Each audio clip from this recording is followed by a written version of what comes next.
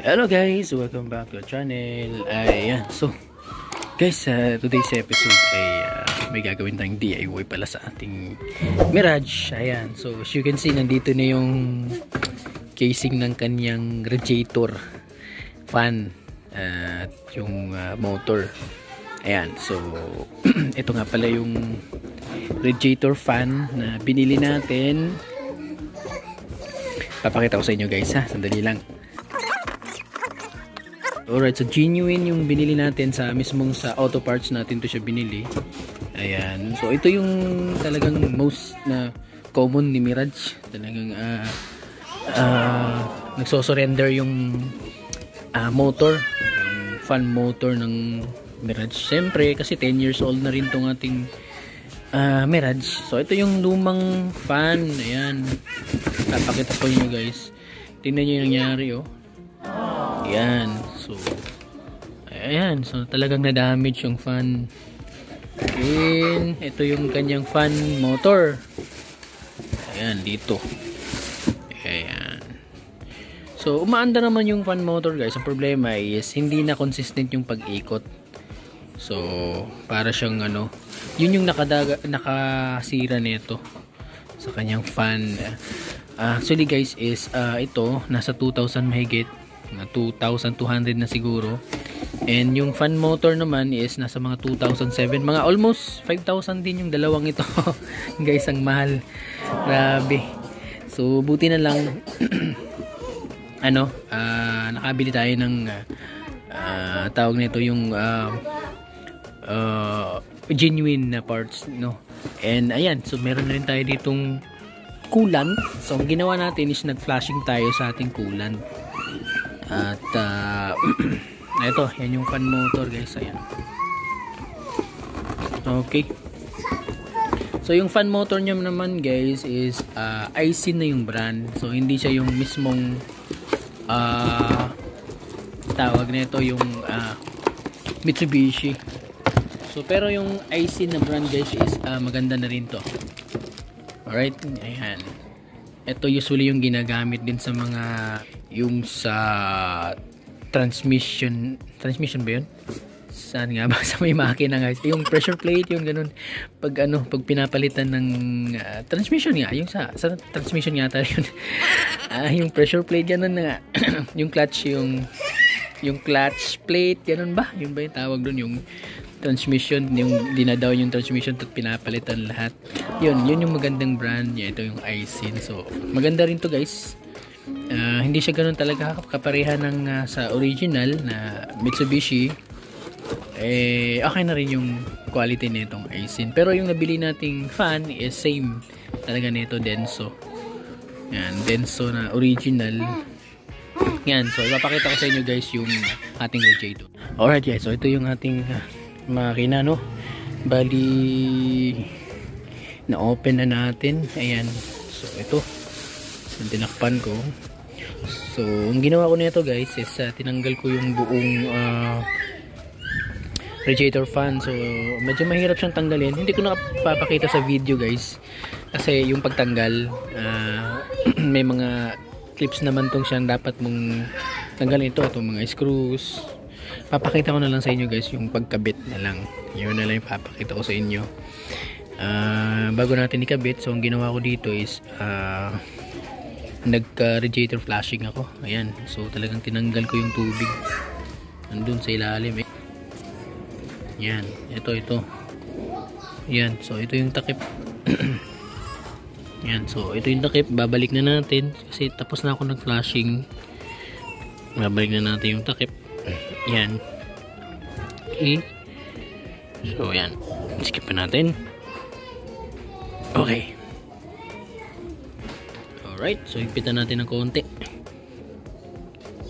Okay, yan. So ngayon lalagyan na natin ito mamaya ng radiator coolant pagkatapos nating ikabit yung fan. So dito kasi nakalagay yung fan guys, motor tsaka yung mismong LC. Yun yung papalitan natin. At ang ginawa ko na rin dito guys sa kanyang radiator is nilinisan ko to. So pressure washer ko to siya kanina.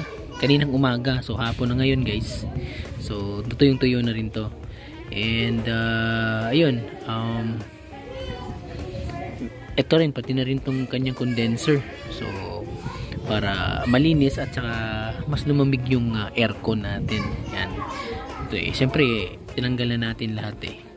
So yan, may chance tayo na linisin yung kanyang condenser. So yan na. So ngayon ikakabit na natin itong ating radiator fan tsaka yung radiator motor. Sige guys, simulan natin.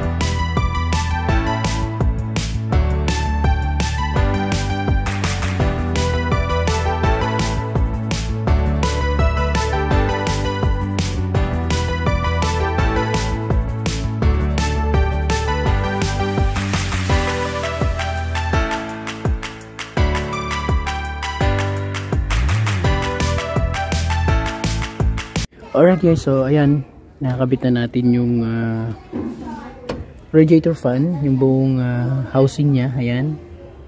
So bago na yating radiator fan, and pati na rin itong yung radiator fan motor. So ikakabit na natin yung medyo mahirap siyang ikabit guys, pabalik. So kailangan talaga ng napakadaming pasensya. So hindi basta-basta siyang sinusuksok guys, kasi masusugatan tong yung mga vents ng radiator. So talagang tamang pag-guide. So ang ginawa ko guys is tinanggal ko yung pin dito banda sa may intake. Ito yung parang carburetor or yung EFI ng ating sasakyan. Ito yung kanyang pin. Ayan, so ayan yung pin guys. Alright, so pwede na natin ito siyang ibalik. Ibalik na natin. Okay, yan, so nakabalik na. Pin, yan yung pin. Tapos ito naman yung sa terminal. Yan, yung terminal ng intake. And then next naman is itong ating terminal ng radiator fan mismo. Ayan, so madali na naman siya ikabit guys. Ayan. Susok lang natin yan dito guys.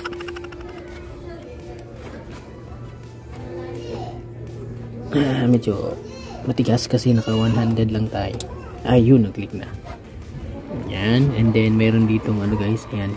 Dito natin isusok itong parang sa wire niya.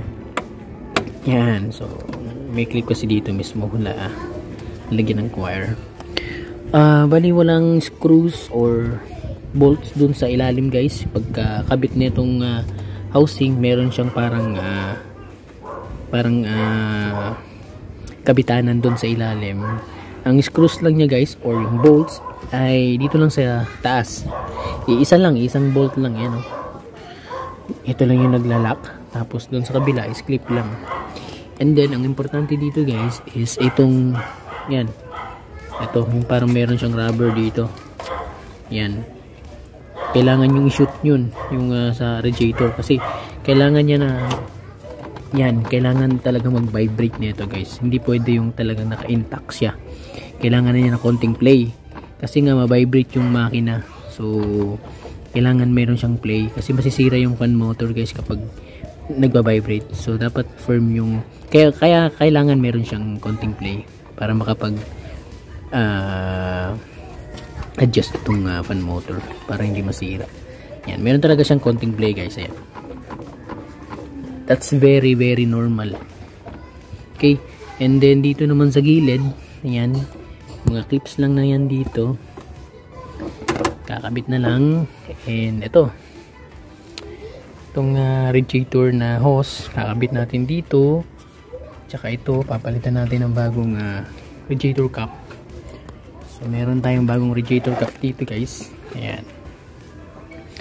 So 10 years old na itong radiator cap na to guys. Ayan, 10 years old na. So kailangan na talagang palitan. Ayan, so 1.1 yung sukat. Okay, so yan, okay na. Ayan. Yan, may ilaw tayo dito guys. Hinabot tayo ng gabi. Alright, so ngayon ang gagawin natin is ikakabit na natin muna yung mga screws dito sa taas. Ayan, ang ginawa ko nito guys is pinalitan ko to ng mga allen. Ayan, so ito yung mga allen. Ayan, so para medyo mas maganda, mas poky ng konti yung itsura. So kakabit natin yan mamaya. Tapos pag nakabit na natin, kakabit natin yung radiator hose. Ayan, tapos lalagyan natin yung bagong coolant. At yan, lalagyan natin yung bagong cap filter, radiator cap. Tapos yan, papandarin na natin. So yan, sige guys, proceed tayo. Okay guys, ayan, so bali tinesting na natin guys. Ito pinapanda na natin. So ayan, ito yung kanyang radiator fan tsaka yung bagong radiator motor. Ayan, so napakalakas ng tawag nito, yung ikot. So okay na okay. So ayan ito yung ating condition ng ating makina. Ayan, so as you can see, hindi siya bumubula, hindi rin siya umiikot. So at least yung ating makina ng sasakyan is in good condition pa rin. So hindi ko na pinakita guys sa inyo yung paglalagay ng coolant. So napakadali lang naman. Ito, so ayan yung kanyang coolant. May natira pa ng konti. Ayan, so 1 gallon kasi to guys. Sakto to sa pag 4 cylinder yung makina ng sasakyan nyo. Ayan, 3 cylinder lang to. Pero hindi ko siya tawag nito, nilagyan ko siya ng konting distilled water, pero konti lang naman, hindi talaga yung napakadami. Okay, so para hindi siya pure yung coolant na meron tong ating sasakyan. Ayan, so ngayon is papalitan natin ng bagong radiator cap itong ating yan. So papalitan natin sa radiator cap bago para yan. So ito yung luma, guys. Ito naman yung bago. Yan yung bago. Okay, so ayan, ganito yung pagkakabit niyan, guys. So ang daming coolant na nalagay natin, sumobra na talaga. Yan, so yan, bago na yung radiator cap. Mas maganda kasi, guys, pagka nagpapalit talaga kayo ng radiator cap. Ang nangyayari kasi sa radiator cap, guys, ito yung bulb nya is nasisira yung rubber. So isa rin to sa dahilan na nagkakaroon ng leak. Maaaring mag-overheat din yung sasakyan nyo. Yan, so ito yung rubber nya, tingnan nyo, nabibrittle na. May bulb kasi to, guys. Yan, may bulb to. So itong radiator cap, guys, is open to yung bulb niya kapag kukuha siya ng coolant dito banda. Ayan, so yan, napaka na okay na yung yung routine ng ayan, yung fan. Ayan, so kini-check natin yung ikot ng fan. So far maganda naman yung ikot din ng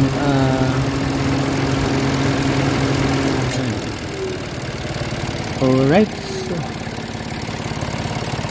Okay, so yan, guys. So thank you for watching at sana po may natutunan kayo sa ating vlog nito. Have a nice day, bye bye.